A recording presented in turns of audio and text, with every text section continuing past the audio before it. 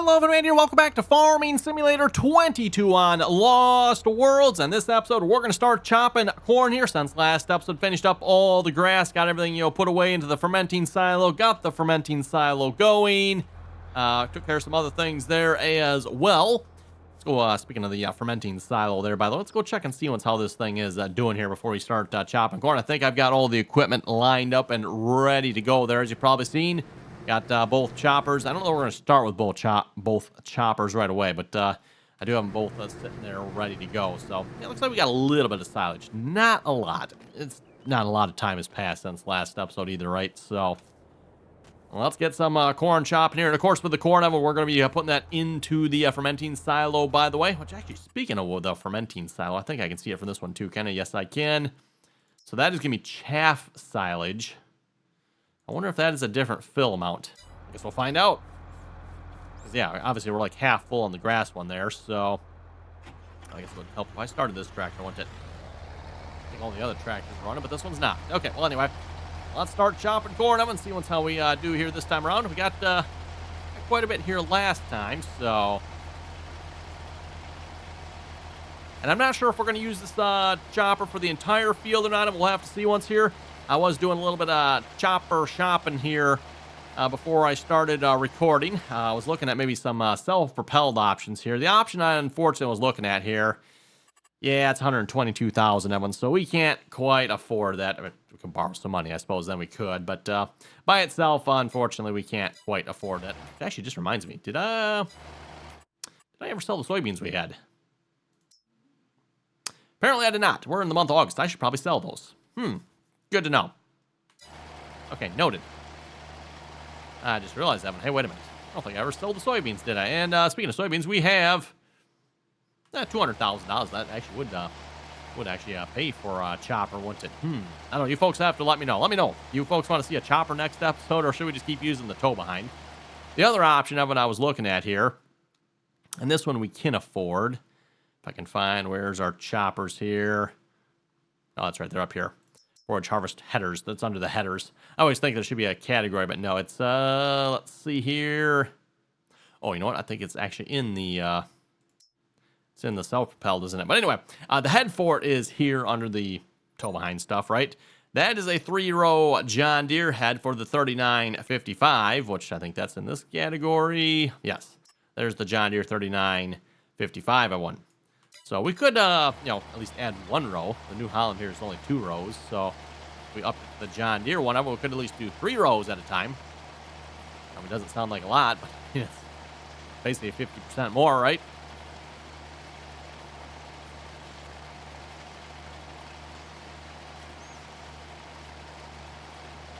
So, in the grand scheme of things, is quite a bit there if you think about it.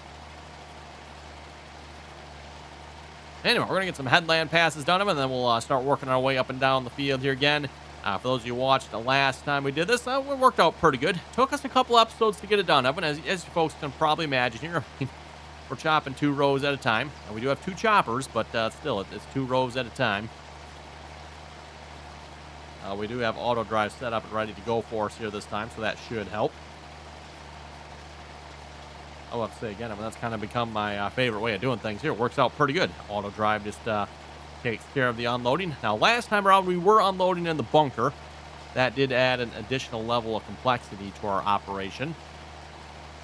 This time, we're just going to dump into the fermenting silo. For one thing, I mean, our silo, our bunker silo is full at the moment, right? It's not very empty. And actually, speaking of not being very empty, I mean, there's quite a bit in there yet. I went like, wow.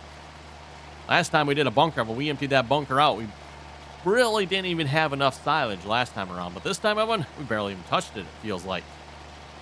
Speaking of which, how are the cows doing, by the way? Actually, they probably haven't changed a lot since last episode, because I keep thinking I've advanced time here since last episode, but I haven't. I mean, we're still in the month of August here.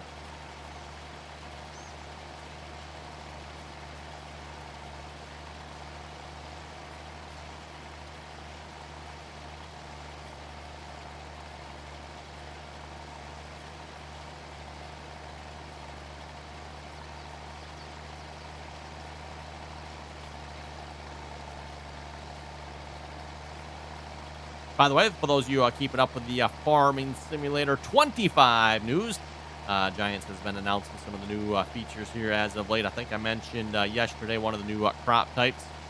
Another new crop type they've announced as well. Was it peas? I think it was peas, if I remember correctly. Now, I got to think about it. So, wait a minute. What crop was it? I believe it was peas. So, spinach and peas.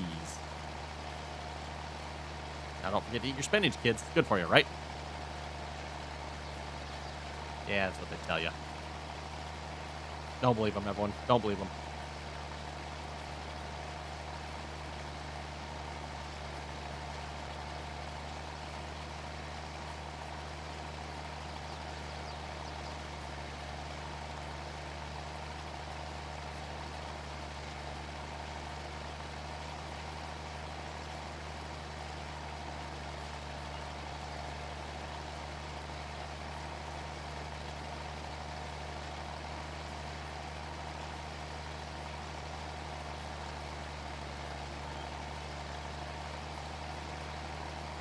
Oh, as I said before, I mean, something fun about doing this here, right? Just chopping some corn, even though it's only a couple rows at a time.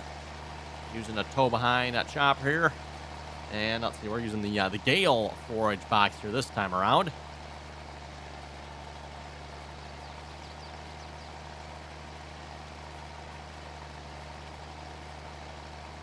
I think at this point, we're up to 6 different forage boxes here, if I remember correctly.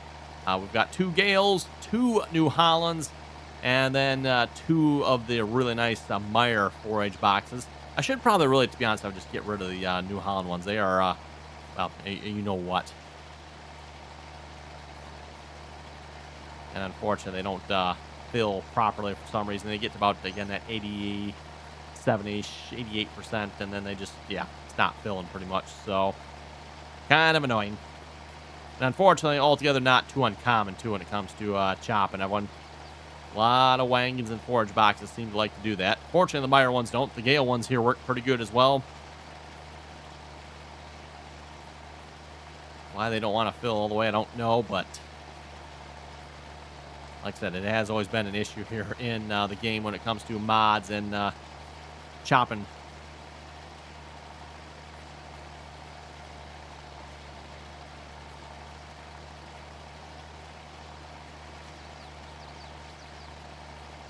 Edge of the field is almost straight, but not quite. If I remember correctly, I think from last time, I think I actually set GPS up for this edge of the field, but we'll see. We might do the same thing here this time around as well. Well, once around the field, we're almost full. I don't know if we'll be... Oh, boy, I don't know. Will we quite... It's going to be close, It's going to be close. 97 here. It's going to be close. Are we going to be able to make it? I don't think so. There we go, and we are full. Okay. Didn't quite make it. We'll even use the little extra storage up on top there. For those of you who've ever seen a farmer, chop like this here in real life, everyone, it seems like you always see a bunch of chaff sitting on top of the forage wagon like this. And typically, yeah, right where you see it. That is where you'll see it. I don't know why that is. It just seems like that's where you always see it, right? So... trying to go grab for that. You know what? And I think... Actually, no, maybe it drives up through here. Nope, that's not where I want to disconnect. I want to disconnect. There? Yes, that's what I want. Trying to think where auto drive. I think auto drive drives up through here, I think. We'll find out here. Oh, let's grab the... grab one of the Meyer boxes here.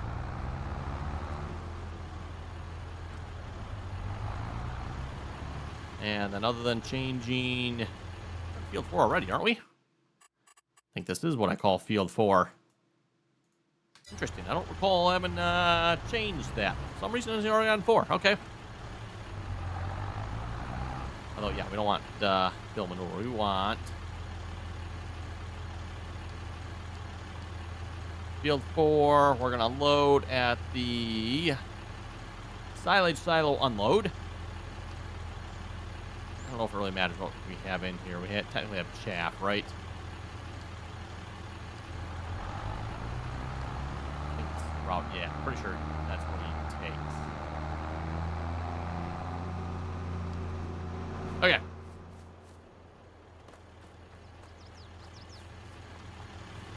wire box here, I believe, is just a little bit bigger, so we should be able to make it around the field here next time, hopefully. If I can get connected up anyway. Let me, oh, we actually made it yet. Okay.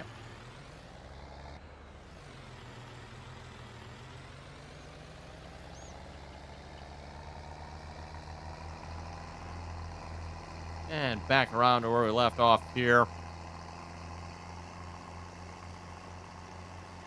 And just a reminder here, by the way, Evan, if you haven't already clicked that subscribe button, don't forget to do so. Always very much appreciated. And, of course, once you are subscribed, don't forget to turn on your notifications there as well. And, of course, as always, if you like the video, Evan, well, hopefully you know what to do. Click that little thumbs up icon. Also very much appreciated. And if you'd like to follow me on the rest of my social media channels, you're welcome to do so. That information, again, down below in the description there. I'm probably long overdue for, posting some more baby pictures on like Instagram or something like that. So, again, for those who want to see some baby pictures, just head over to Instagram there. I think that's a dad requirement, right? I mean, you got to post pictures, right?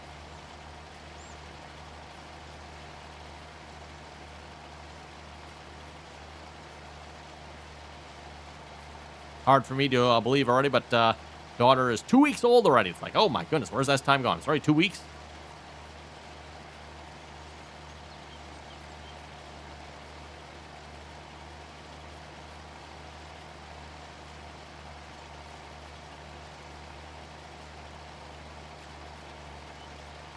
We'll have her up and playing Farming Simulator in no time, right, everyone? Make sure we raise her up right. Reminder, too, by the way, if you'd like to catch some more RDAllen content, you can find myself over on Twitch. RDAllen on Twitch there. Again, link is down below in the description for that there as well. We typically live stream Tuesdays, Wednesdays, and Thursdays, so right around that 8 p.m. Eastern Standard Time Zone. Again, as long as you're following, just subscribe or follow over there, and you'll get notified if and when we do go live. But, of course, depending on baby, everyone, that might vary a little bit, and or other things that might be going on as well.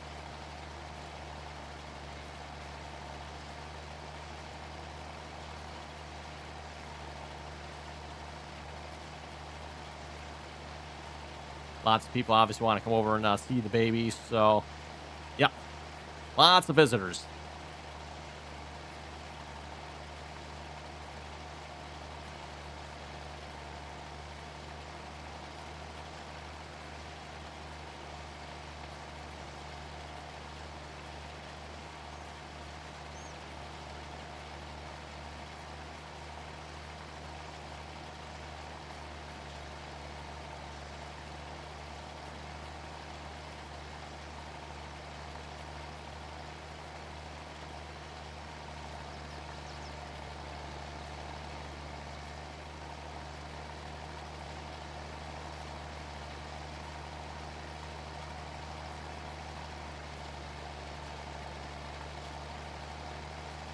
Wow, it seems like we're filling up quicker on this one here than we were the last one. 40% already. How is that possible? Oh, let's see how we yield in here so far. We actually might be yielding just a little bit better than we were last time. I'm not sure how that's possible, unless something must have been wrong here last. Oh, we were out of lime last time. I'm trying to remember, but I think we might have. Did we have a lime problem? That might be what we have. I don't remember again, but now that I think about it, I think there might have been a problem last time. Fertilizer, I assume, is good, I think. Yeah, lime is definitely good, so I'm betting I just put lime on the field here last time. Speaking of lime, I should probably check. These fields down here look like they probably need some, but this field here, waiting to be harvested. The rest of the fields here are harvested, though, so interesting. Well, that's always good, Evan. Better yield than last year, right? That's what you want to see.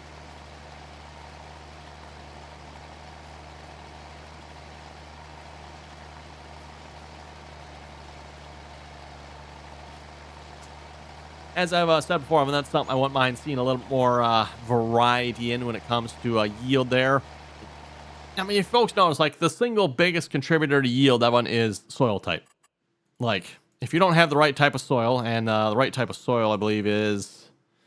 Which one is it here again? It's the loam? Yeah, it looks like it's probably the loam here. So if you have loam, Evan, you're going to get a much higher yield. If you don't, well, guess what? It sucks to be you. So, yeah, like that's really the main contributor to your yield, right? And then, of course, after that, as long as you lime and fertilize, Evan, and yeah, the rest of it's, pretty simple, right? But nice to see some weather factors that play into it. And maybe soil type. Soil type, at least in my opinion, maybe shouldn't be the biggest contributor. Not like it is here in this game, anyway. Because, I mean, let's face it, Evan, it depends, maybe what part of the country you're in. If you have the weather for it, Evan, sandy, lighter soil can really grow some great corn. As long as you have the rain for it. Now, if you don't have the rain for it, Evan, then, well, yeah, then your sandy soil is probably not going to do the greatest when it comes to corn. Your corn is probably really going to be unhappy with you. Then you're going to probably be better off with a heavier clay, something that holds moisture a little bit better.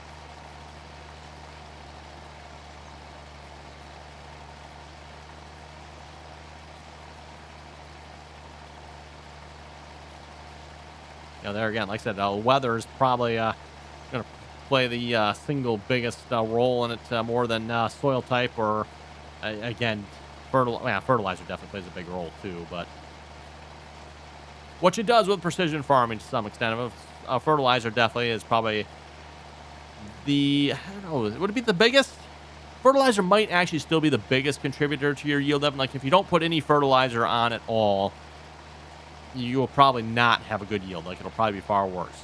But then after that, I mean, it's still like soil type is like the biggest one that you cannot change or influence.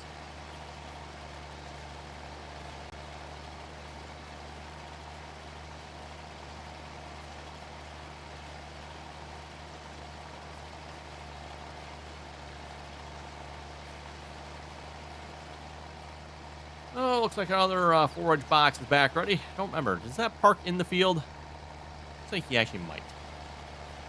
How helpful of myself to set him up like that so he parks right in the field, right?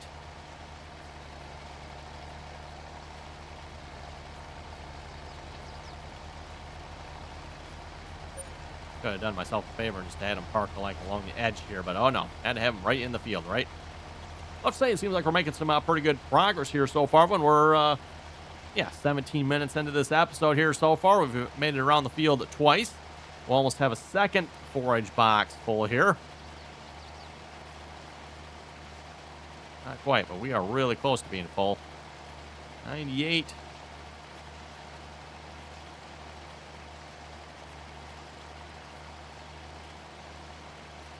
And there's 100. Okay.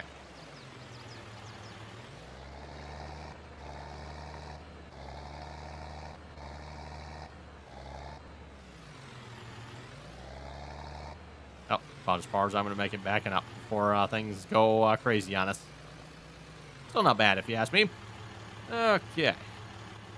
Let's just get this tractor out of the way here a minute.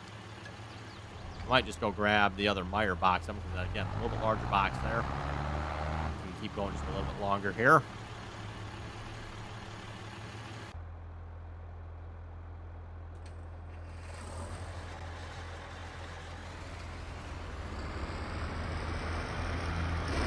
Mire RT220. Manufactured in Dorchester, Wisconsin, huh? Interesting. Component sourced from global suppliers. I don't know if it actually is or not. It's always a joke, right? You got the product. Product made in the USA. With component sourced from global suppliers. i.e. China.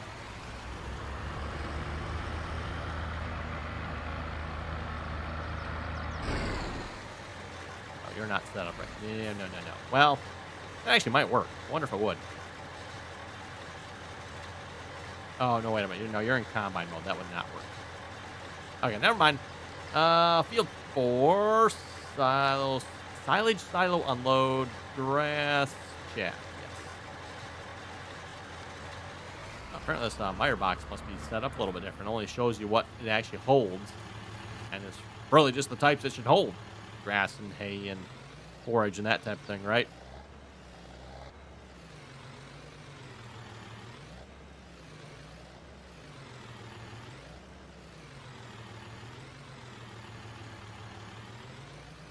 Oh, actually did show up there for a second.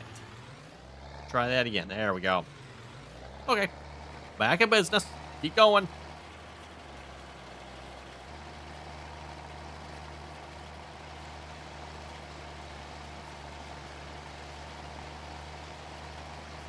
For the shape of this field, I mean, I can't exactly just like set up GPS for this, can I? Gonna have to keep it as a hands-on operation here. I'm gonna start missing stuff, which our field quality manager probably would not appreciate me missing too much. I mean, there is already, I think it was on that end of the field. There's a stalk over there somewhere I missed. He'll probably have to message me about that one. Oh boy, I'm gonna miss a little bit more here. Oh, there might be another missing stalk here. Oops.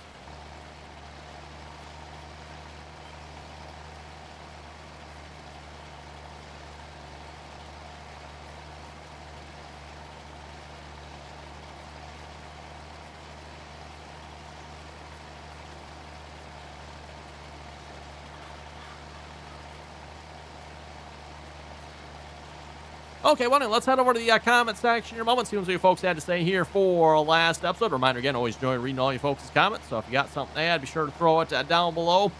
Just a reminder here, too, by the way, as I've said here a couple times now, I'm still probably planning on wrapping up this series here once we are done with the harvest here.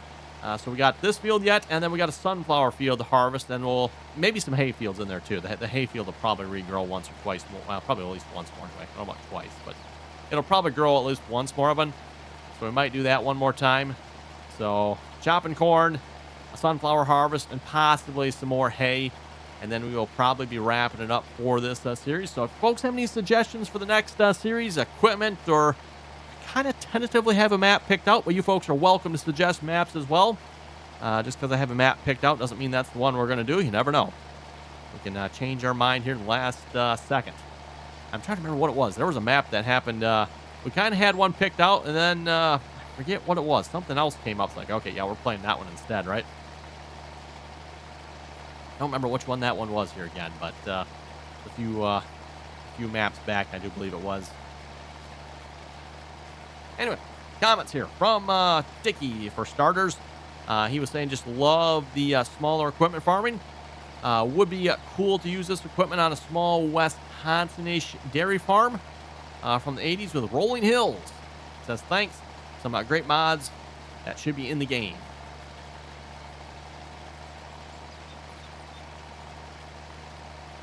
Yes, that definitely does sound like the perfect map to play this type of equipment on, right? Like that's a nice rolling hills, Wisconsin-based map. I totally agree.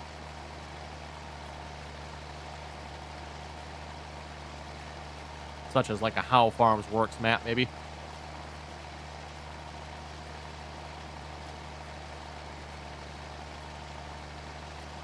Niles was saying, nice video. However, that not John Deere fast baler doesn't fit your 1970s, 1980s theme. You should maybe look at a Ford 9700 or a TW30 or a Massey Ferguson 1155 or a 2805 in this series. Well, if any of that equipment is available, let me know. Not to say we can't switch something out here. The main reason we have the fast baler oven is it wraps as well. I wanted a baler that baled and wrapped at the same time. At least that was kind of what I wanted anyway. So that is kind of the reason we have that particular baler. And as I said many times before, I'm not the biggest fan of OP equipment. In fact, you folks will probably find that I very, very rarely use OP equipment. In fact, outside of the baler, I don't think I really use anything OP, do I? Other than maybe heavy lift. Heavy lift you can maybe argue is OP. I'm okay with people calling that OP, but kind of a necessary evil with the way the game functions, if you ask me.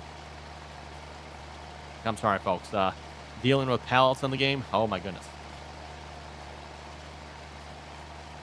Like, I can pick up pallets in real life with no issues. The game, oh, yeah. After I'm done pulling my hair out, maybe.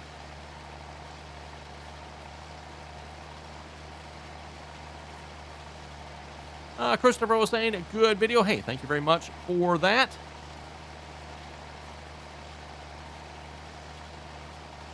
Oh, yeah, there's another missing stock right there. I think there's more than one missing stock on here now, isn't there? I'm definitely going to hear about it from our field quality manager. Takes the job very seriously, you know, everyone.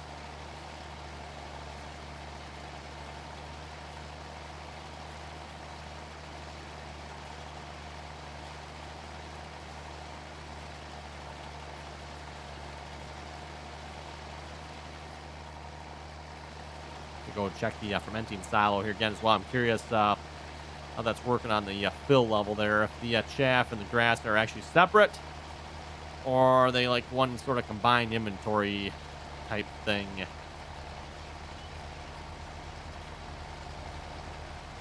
Oh, let's see how we're looking on that one. Again, I should be able to see it from the screen here. Oh, we should probably turn it on here as well, because we do actually have chaff here. So let's activate that.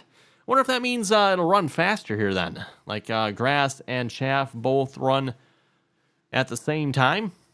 And it is one chaff to one silage. Same with grass too. And for hay. Wow, doesn't change much, does it? I'm a little confused on the hay when it comes to silage. At least with how the game seems to define hay and grass and that type of thing. At least the way I look at it anyway, everyone. When it comes to grass and hay, grass is like freshly mowed hay, right? Or freshly mowed alfalfa, clover. Well, just for the sake of keeping it simple, we'll call it hay, right? Freshly mowed hay is grass in the game. Once that freshly mowed hay dries down, it then becomes hay in the game. Hopefully that makes sense.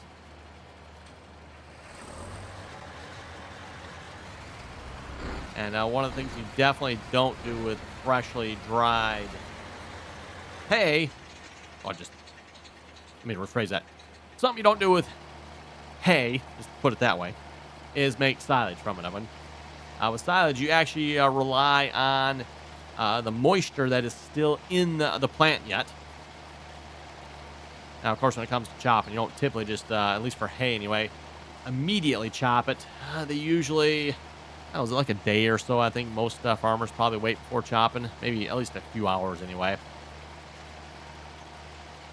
Most farmers don't just chop their hay or mow their hay and then immediately chop it, right?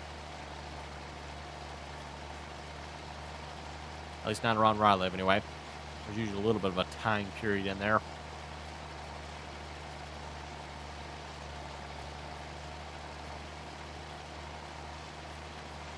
Anyway, but looking at the time, it looks like it's about time to wrap it up here for this episode.